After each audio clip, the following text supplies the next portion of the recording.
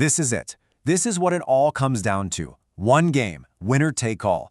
After an entire season, a wild postseason, and 6 unbelievable games, we're here. Game 7 of the World Series. Let's break it down. You know, the only reason we even get to say those two magic words is because of how Game 6 ended.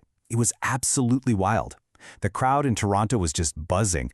I mean, they were ready to storm the field. And then, poof, the championship was snatched right out of their hands at the very last second. I mean, you got to picture the scene. Bottom of the ninth. The tying run is on second. The winning run, the championship run, is on third. And there are 0 outs. The Blue Jays are just one little base hit away from popping the champagne. You could feel the tension through the screen. And then, total heartbreak. A little flare out to left field, a perfect throw to second, and the tag is made. A game-ending double play. It just silenced an entire country and forced this thing to the brink. And that's really what this whole series has been about, right?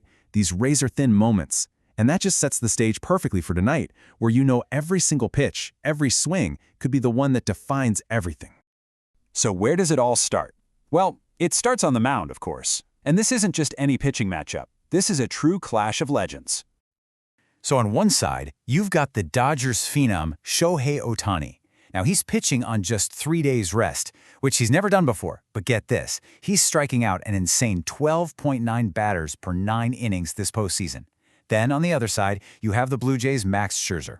He's 41 years old, a living legend just clawing for one last ring, but you can see his velocity and command have started to fade a little bit. It's the phenom versus the veteran. It doesn't get better than that. Okay, let's talk about the hitters, because while the pitchers are going to grab all the headlines, the numbers on offense, well, they tell a really interesting story about where this game might be headed. So take a look at this, because this is fascinating. The Dodgers' barrel percentage, that's a fancy way of saying how often they're hitting the ball absolutely perfectly, is actually higher in the World Series than it was all year. But their BABIP, their batting average on balls they put in play, is way down. What does that mean? It means they are crushing the ball. They've just been incredibly unlucky. And you know what they say about statistics? A correction is coming.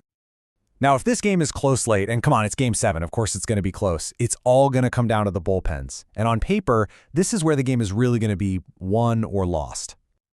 Yeah, this chart pretty much says it all, doesn't it? The Dodgers' bullpen ERA is almost half of what Toronto's is. Not only that, their key guys are fully rested. Meanwhile, the Jays' best relievers have been working overtime. So if the starting pitchers get knocked out early, that advantage swings, and I mean swings heavily, over to LA. All right, so we've looked at the pitching legends, the hitting analytics, the bullpen mismatch. It's time. Time to put it all together and make the final call. This is the question, isn't it? The one everyone's been asking all day. Does Toronto defend their home turf and finish the job, or do the Dodgers pull off the incredible comeback on the road? Here's the call. The Dodgers win it, 5-3. The data just points to it. Their offensive luck is due to turnaround in a big way, and that superior rested bullpen is going to be the difference maker in the late innings. So how do they get it done? It's a 3-step plan, really. First, they have to grind out at-bats against Scherzer, make him work, get that pitch count up, and get him out of the game by the 4th or 5th inning. Step 2, turn the game over to that lights-out bullpen and let them do their thing. And third, and this is maybe the most important, under no circumstances do you let the red-hot Vladimir Guerrero Jr. beat you with runners on base. I don't care. First base is open, you walk him. Period. So as we all get ready to watch this thing, that's really the ultimate question. Are we about to see the historic coronation of Shohei Ohtani, cementing his legacy on baseball's biggest stage?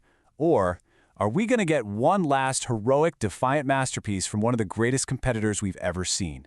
Tonight, we find out.